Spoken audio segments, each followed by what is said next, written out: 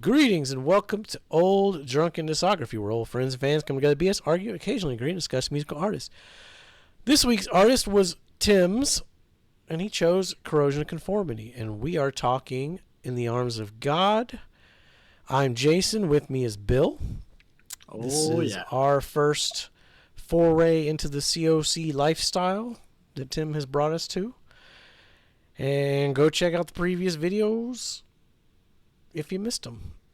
So, where we tell you what we really think. Did I say all the YouTube stuff? Like, subscribe, hit the bell thingy, leave a comment, all that crap. All right. And if you're new here, welcome. If you just subscribed, you can be our 380th subscriber. So, In the Arms of God. Somebody else started off. I started off the last two. Yeah, so I could start this one off a little bit. Overall, Stonebreaker. I thought this was really slow opening. Felt tinges of almost like a smooth jazz undertones. And then I realized that was going to persist throughout the album. Which, even after about 3 or 4 listens through, I still haven't figured out if I like it or not. All of these songs, at least in my opinion, are at a slower pace. And it feels like they kind of took a step backwards away from the vocals. I could be grossly misunderstanding in that statement, though. When you say slower, what you mean, like slower as from eye to eye? Eye for an eye? Yeah, when you say smooth jazz. I'm saying like it's... Let's see. So it's almost like you got that, like, basic, drum beat, like, like nothing, there's nothing crazy going on with the drums. There's nothing super crazy going on with the guitar.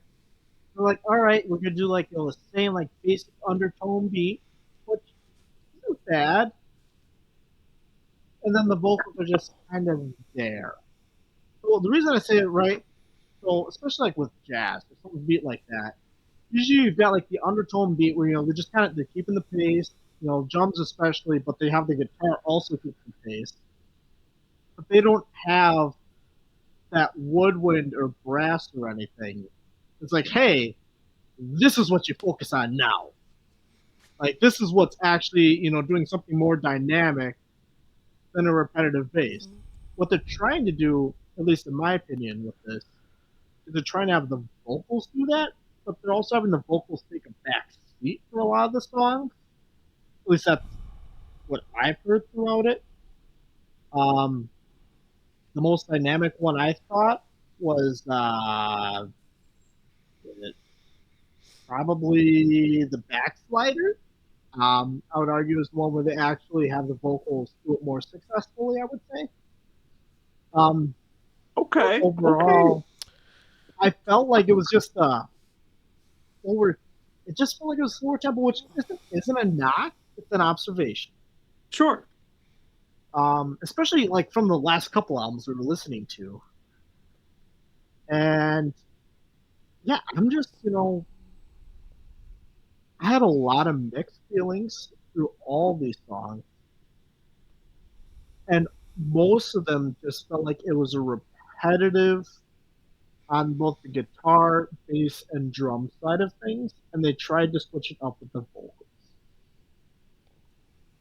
Which isn't, again, it isn't so much a knock as it is an observation. I just want to say, my notes to the Backslider say the drums rock, weird ass offbeat thing or something is pretty cool. But the vocals are awful. Too many weird effects and shit. Yeah. Yep, that's why I say dynamic. I'm talking about that offbeat drum that you just mentioned there. Yeah, they do. That's pretty fucking cool. Well, that's like, I love an offbeat drum when it's done well. The issue is when you do an offbeat drum poorly, it all sounds like shit. But they did it well here, so that point is viewed. Okay.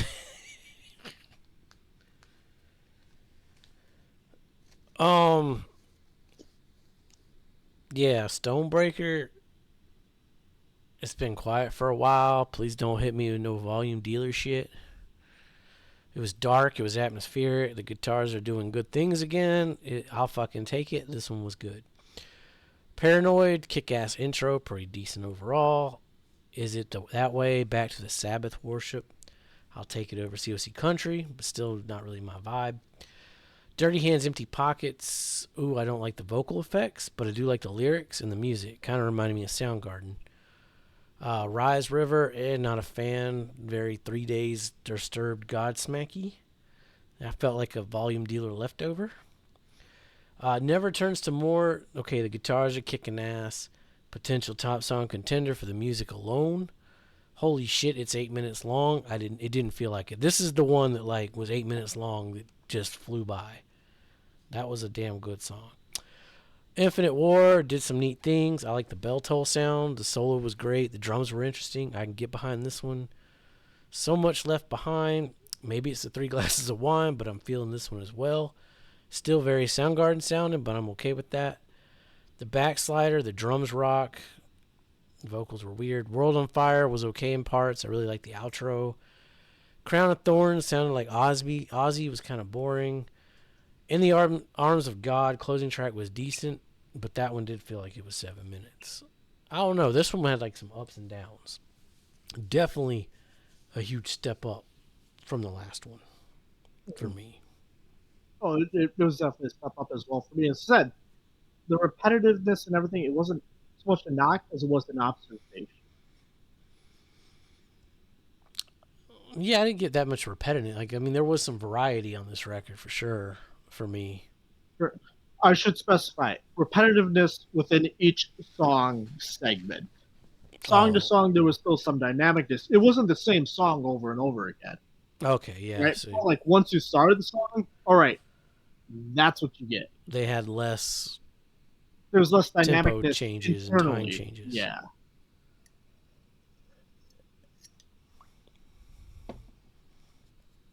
All right, and Tim's here to rock our world. Well, okay, so yeah, this is the one album that Reed Mullen is not on up to this point.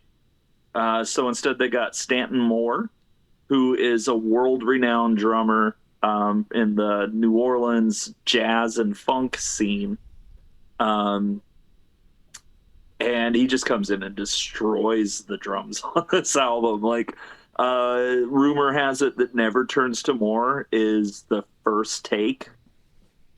And it's, 8 minutes long, and he just nails it. And you can find stuff like that throughout this whole thing. Yeah, drum-wise, like, Reed Mullen is one of my favorite drummers of all time, and I think that it takes a master musician to replace him. And Stanton steps up. He does a great job here. Stonebreaker was the first single, made a video for it and everything. It's a pretty cool song, actually. I like it a lot.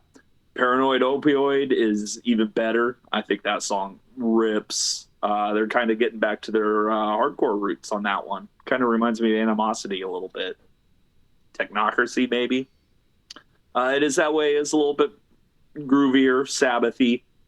There is a demo version, alternate version with a different drummer on a High Times compilation of all things. Wow. That actually rips. There's all kinds of good stuff on that compilation. Dirty Hands, Empty Pockets already gone. It does kind of follow the Long with Big America formula, but it's still a ripping song. I do like that a lot. Rise River Rise is kind of in that Sleeping Martyr mold, I guess. Still really cool though. I like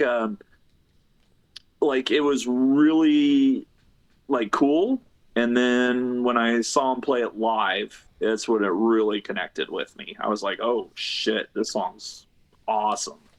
I did see him twice on this tour cycle as well. One opening and one headlining. I mentioned Never Turns to More. Great song. That's the first take. Like, you heard that song maybe once or twice. Like, just goes in and destroys it. Infinite War is pretty cool. You've actually got the vocal debut of Woody singing the verses, and Pepper takes the background vocals. But the highlight for me is when Mike Dean comes in and sings the bridge. That is just one of the best bridges. So Much Left Behind is cool. The Backslider, it's really funny to me that you guys both singled that out, because I will say it's probably my favorite song on the album. I will also say it's probably the one I think sounds most like Ozzy, which you guys have been, throwing out for albums now. But this is the one where I went, oh man, he sounds like Ozzy on there. And Well, I don't mean it as a bad thing. I think it sounds great. Yeah, I just think that they use like a weird vocal effect. Sure. I didn't like the music was phenomenal. Like that, yeah, the music's top tier. Sure. World on Fire is a Volume Dealer holdover. But I do like that song, and I like this version better. And then Crown of Thorns, yeah, it's more of an intro track to In the Arms of God, which is the big finale. This album, of course, came out right after Dimebag Darrell was murdered. And, through the association with Down, they're all in the same circles and hanging out together and stuff. So they're friends. And this is their tribute to Dimebag Darrell, so you got to have a big nasty riff that just goes on forever. I really feel that, especially after the reception of America's Volume Dealer by the fans and also by the band, I don't think they're very happy with how that actually came out. So this is more of a return to form where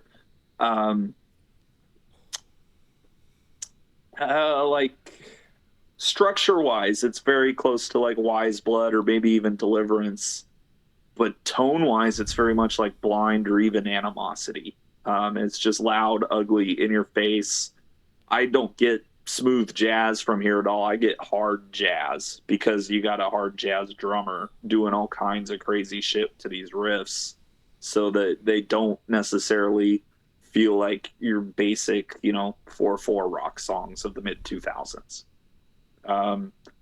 Which, yeah, I think they really benefit from, and I think that informs what they do going forward.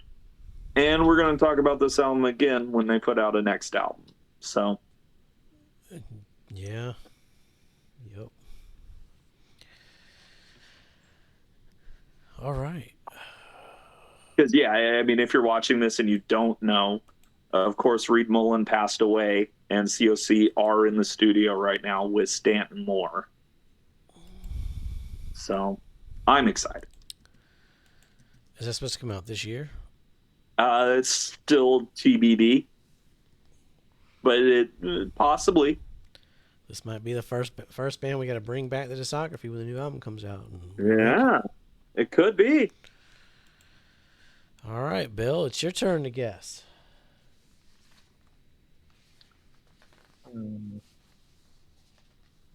It's Jason. What's that? Definitely better than America's Volume Dealer. Definitely better than Deliverance, I would say.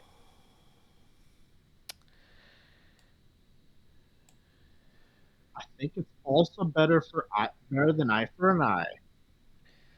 But I think that's it. Nope. Not better than Eye for an Eye? Not better than Eye for an Eye. Gotcha. Okay. So that's the only one I wasn't sure on with you. For Tim, I'm going to say it's going to go right behind Blind. So above Animosity.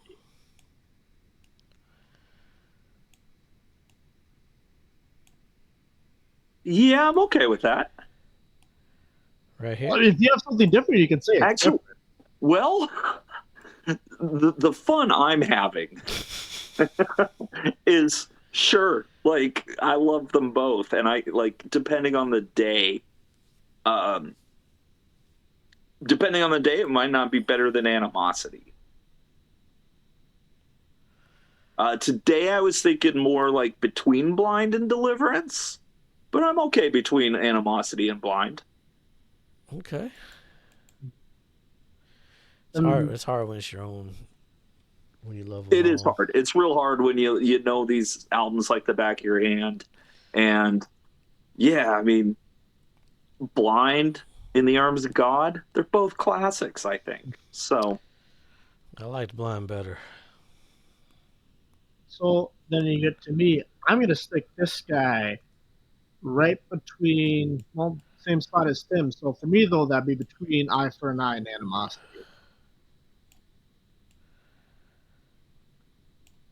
okay,